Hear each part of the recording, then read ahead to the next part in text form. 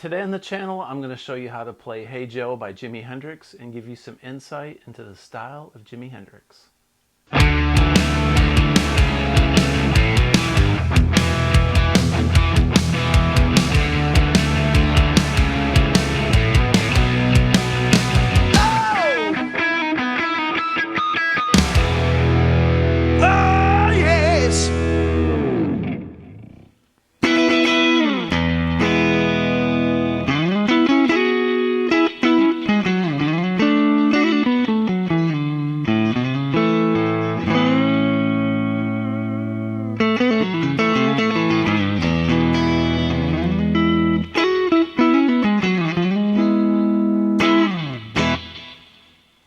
Hey everybody, welcome back to the channel. Today I'm going to show you how to play Hey Joe by Jimi Hendrix, and I'm going to give you some tips and tricks on how to play some of the fills and leads in the style of Jimi Hendrix as well, and how you can apply those to any key that you're playing in, whether it's in the key of G or A or F sharp, whatever. I'm going to give you some tips and tricks on relative major and minor soloing techniques like Jimi Hendrix, okay?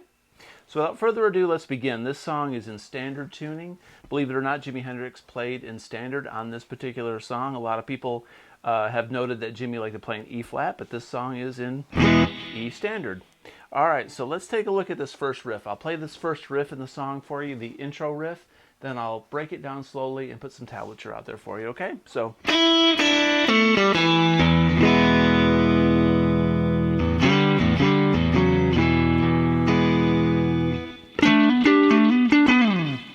All right, so let's take a look at that riff. So what we're doing here,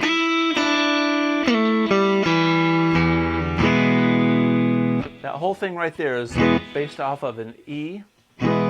It's based off basically an E dominant 7. Okay, so what we're doing is we're gonna slide up from the 3rd fret on the B string to the 5th fret on the B string, but we're gonna play the high E string open as we do that together. Kind of like Pride and Joy by Stevie Ray.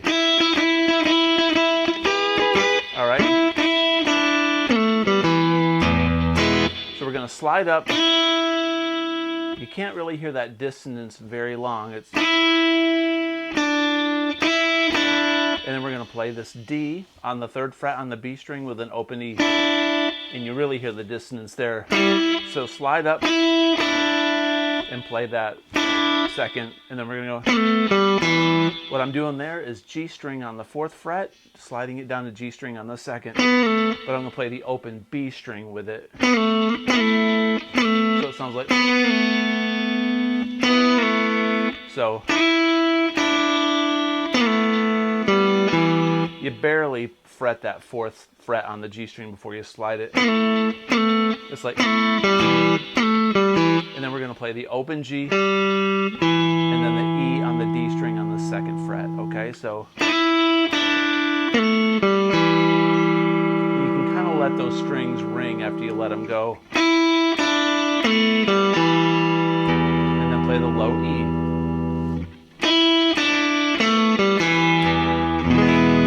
And then strum an E chord lightly.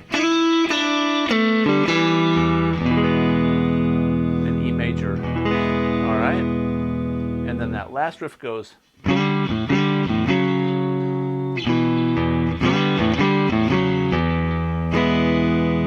What I'm doing there is I'm doing a double stop. I'm going to slide on the 4th fret on the A and D string up to the 5th fret A and D string, like that.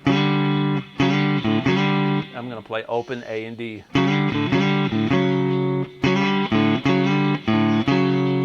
We're going to do that twice, and then do the 4th fret A and D, and then the E major chord. So all together.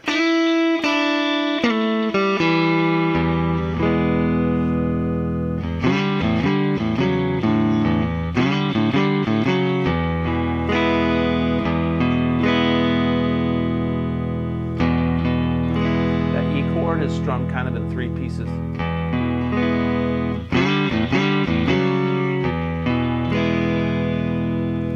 And then in a flurry,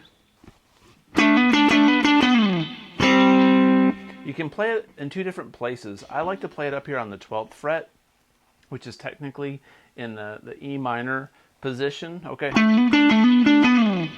Or you can go,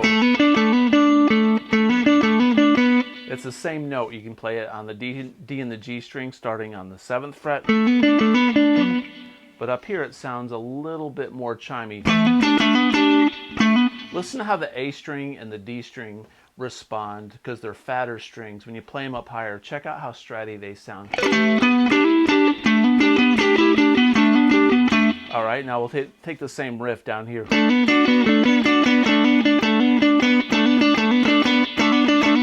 It sounds good, but it sounds just much nicer, especially in the neck pickup on a Fender Strat. You know, Hendrix lived kind of in the neck pickup unless he was doing some really, you know, bright lead work, then he was down in the bridge. But so much of this is going to be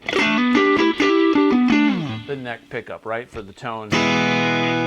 So from the very beginning,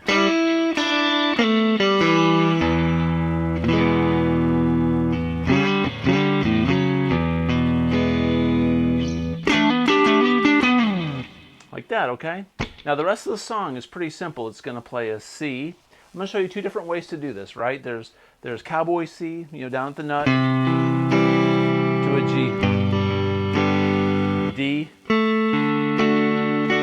A, to an E, E major, then that riff, all right? So there's this riff, which is going to be on the low E.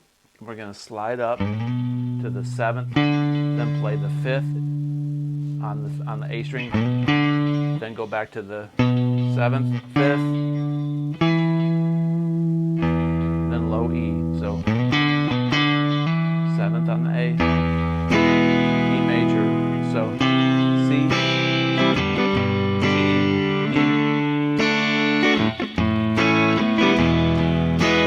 E major,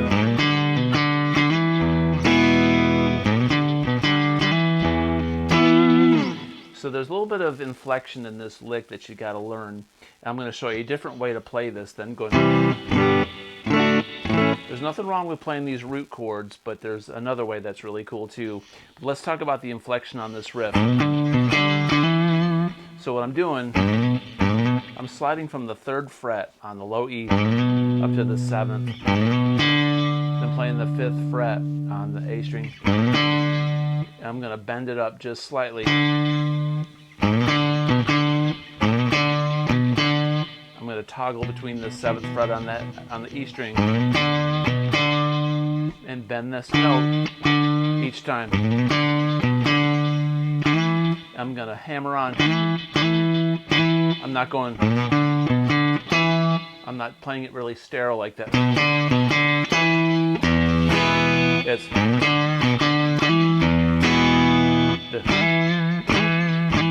I'm raking it kind of. You could also play that E there.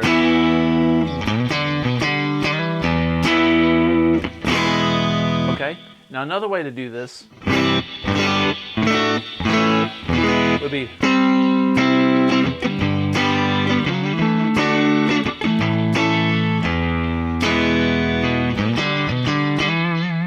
sometimes Hendrix will go like live, so we can go, and you hear that throughout a lot of his songs. He'll do the tonic note wherever he's resolving to.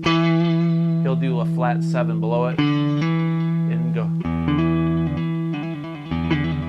That's a blues thing, that he probably took from who knows who, Robert Johnson, or maybe he just came up with it. But everybody probably took that from Hendrix that plays blues guitar now. That little trill. So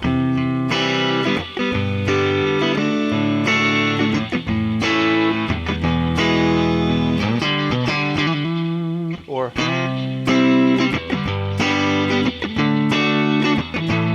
so we're just going C, G, D, A, E. It's kind of interesting. If you look at the shape of the neck of the guitar, or the shape of these patterns, very linear going up the neck. And that's what I'm going to show you really soon. After I do this last riff, I'm going to show you how this correlates to playing some of the stylistic licks that Hendrix liked to do, okay? You can play the E like that or down there. The one thing I'm doing an upstroke.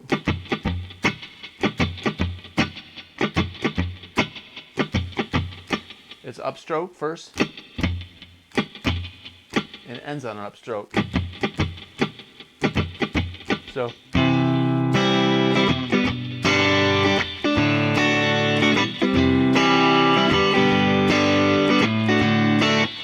sounds kind of like Mary Jane's Last Dance.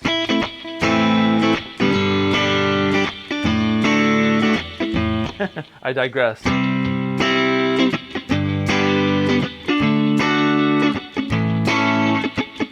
Lots of rakes and picking your fingers off the fretboard to kind of get scrapes in between those chords.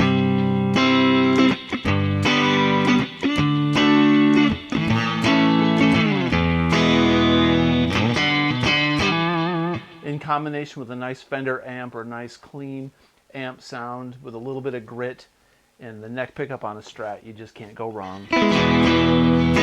All right, now the third way you could do these chords, you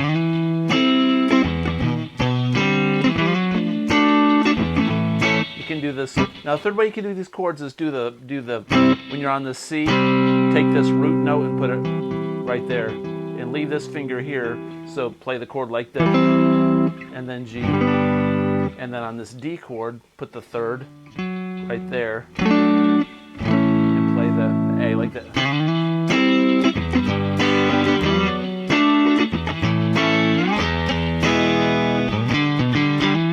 Hendrix loved putting the third on top of the chord. Chords that sound like that.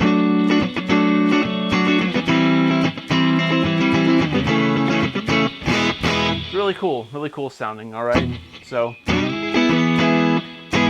Hendrix also took chords like the C-shaped chord. He'd play an E like this, sometimes like that. So,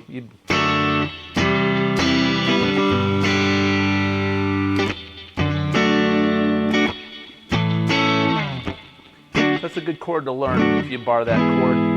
So if that's a D, that's an E flat, that's an E, F, D, E flat, E, F, F sharp, G, G sharp, A, all the way up. You've got this major third in there. Makes it sound really chimey.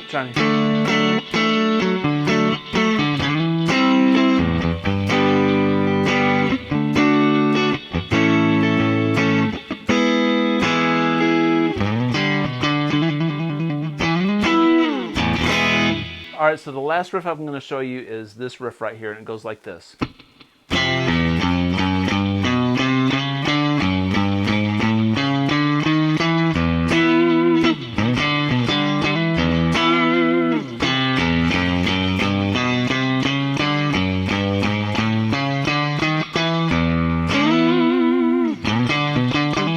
All right, so we're going to go on this C right here on the A string on the 3rd fret, then low E, F, F sharp, G, so like that.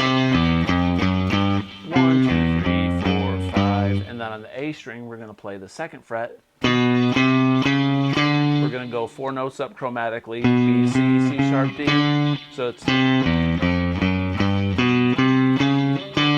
that's going to be up on the D, then we're going to go F sharp, 2nd fret, low E, go 4 frets up chromatically to this A, and then start here on the C sharp, and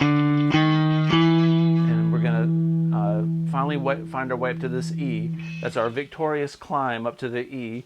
To my friend Yoda, if he's watching, that's our victorious climb, Yoda. So we're gonna start on this C, and we're gonna end up going up to this D to an E, and it's all done chromatically.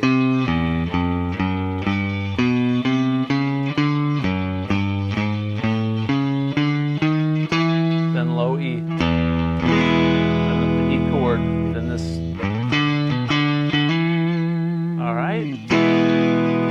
rest of the song is pretty much the same thing.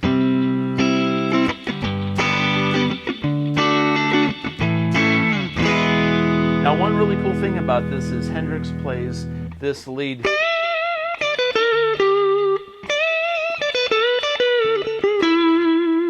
he's in E major, but he's playing up here in E minor, so he's kind of doing like this Mixolydian thing, right? So if you want to know that little tiny lick he does in this song, it's similar to this. We're up here on the 15th fret on the B string. We kind of rake into it. I'm going to go to the 12th fret on the B. You know, release. A little vibrato on it. And bend the G string on the 14th fret. And resolve on the 12th fret on the G.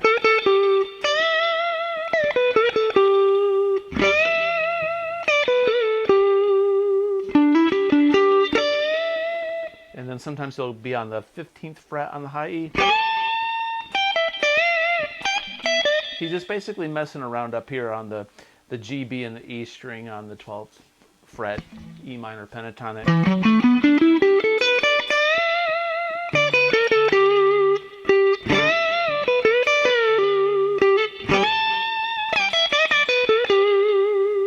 Lots of vibrato. All right, so one thing I want to show you that's really quintessential in learning some of this Hendrix stuff and what makes it sound the way that it does. And you can hear this in a lot of Chili Peppers stuff and John Mayer and Stevie Ray Vaughan and just lots of players. Robert Cray, Eric Giles. So this thing right here, I kind of did something like that in my intro.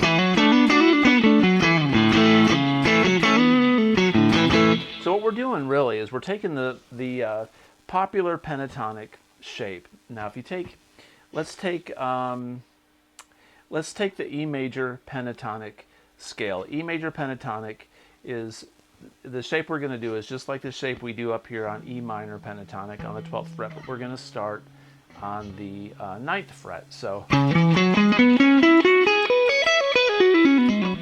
all right, so it starts on a C sharp, but that's okay. This is essentially all the same notes. It's a C sharp minor pentatonic, which is also an E major pentatonic. Same notes, but what we're going to do, and I'll explain the theory behind this so you can memorize this. You don't got to worry about notes, scales, anything like that. You just got to remember, basically, if you can just count frets. I'm going to show you how you can do this in any key. So what we're doing on a lot of times on this is the middle strings, primarily starting on the G and the B, like the G and the B string on the 9th fret. Sound like that. If we hammer on with our ring finger on the G string on the 11th fret, we get that. And then if we go down to the G and the D string and do the same thing, and then the A and the D and do the same thing, and just bar right here, bar the 9th fret.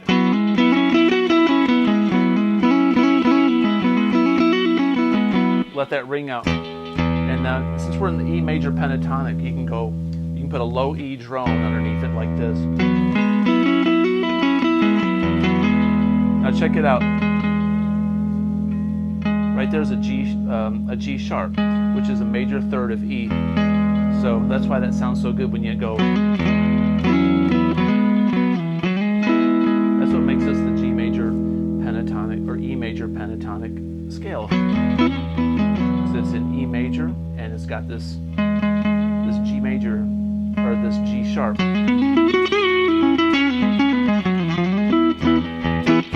Okay, so how do we figure that out? All right, so let's unlock the mystery to this. If you want to play a major pentatonic scale in any key, what you want to do is figure out what the relative minor is to that particular key that you're in. All right, so earlier we said C sharp minor pentatonic was the same thing as an E major pentatonic scale. And that's because C sharp minor has the same notes in that scale as E major. All right, so it's called a relative minor or a relative major. So if you play the relative minor scale over the key, that's the major pentatonic. That's the major pentatonic scale. So we're going to play a C sharp minor pentatonic over E major. So if you go to C sharp and play that pentatonic scale, that's an E. All right, so to put this into practice, let's say the song is in G major. All right, so G. The relative minor to G major is E minor. Now here's how we know this, all right? We go to the 6th minor chord of whatever key that we're in, and that's our relative minor. So how do you find that? Well, think of it this way. There's many ways to do this, but this is a simple way to do it. This is a kind of a guitar hack. So if you take a G chord, and then you go, your 1 chord is a G, your 4 chord is a C, your 5 is a D, and then your 6 minor is an E. So it's going to be, if you just count up, you go to the 4 chord and go up to your 6 chord. All right?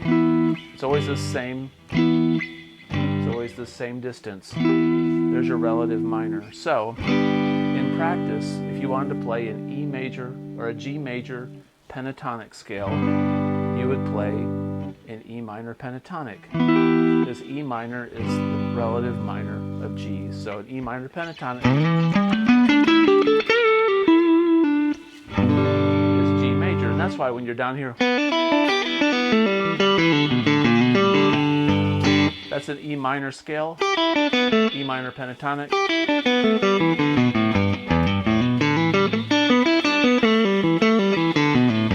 That's the same thing as going like that. It's a G major pentatonic scale. So you always play the relative minor in that key, play that pentatonic scale, and that's going to be your major pentatonic scale in that key.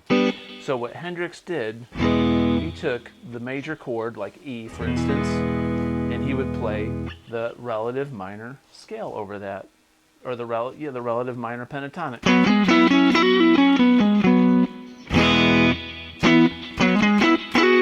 Another way to do that is if you took the E chord like this, instead of playing it like this, you take this bar chord and you take the major third and play that chord shape like that. You're already in the major pentatonic position. So shape-wise, that's an easy way to remember it also. Take the bar chord that's like this. It's like taking an A chord and barring it. Put the major third right there and keep this finger where it's at. There's your E major pentatonic. And then when it goes down to D, you can go, there's your D major pentatonic, which is a B minor pentatonic scale, because D major and B minor are relatives to each other. So if you look, here's a D bar chord, there's 1, 4, 5, 6. Your 6 minor chord is a B minor. So you play the 6 minor pentatonic scale over that key, which is a B minor over a D major. All right, here's a C. You can go.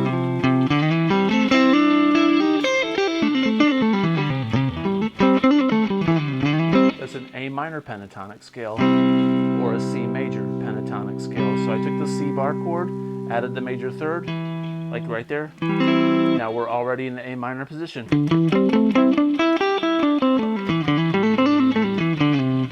Ended on a C. Or you could do C, C, C, D, E, F, G, A. There's your 6 minor. A minor is that's your relative minor.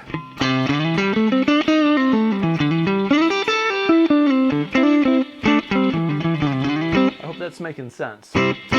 So in essence, if you want to know how to play Hendrix style solos and riffs over chords, play the relative minor pentatonic scale over that major chord. So if we're in A major, relative minor is F sharp minor.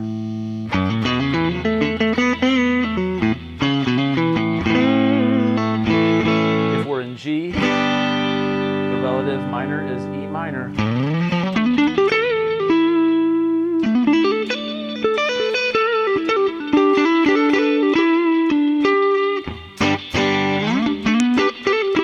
If we're in D major, the relative minor is B minor. If we're in C, the relative minor is A.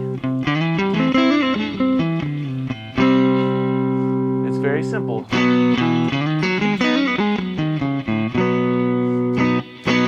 B major, the relative minor would be G minor pentatonic.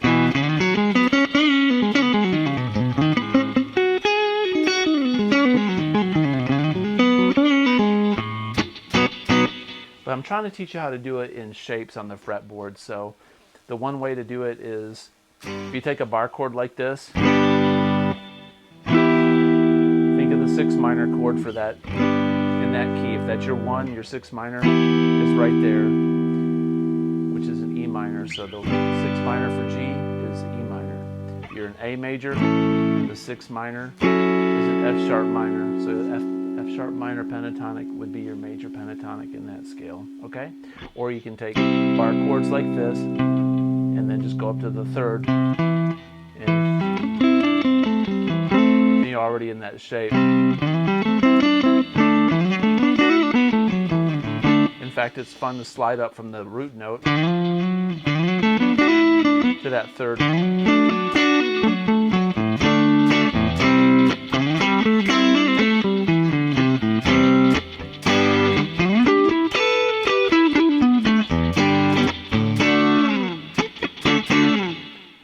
Okay, so there's your crash course in Jimi Hendrix, tips and tricks on how to solo and riff like Jimi Hendrix, and how to establish what your relative minor and major keys are, regardless of where you're playing on the fretboard, and how to find those shapes and have fun with it. So I hope this was helpful. If it was, please comment below. If you like more videos like this, let me know.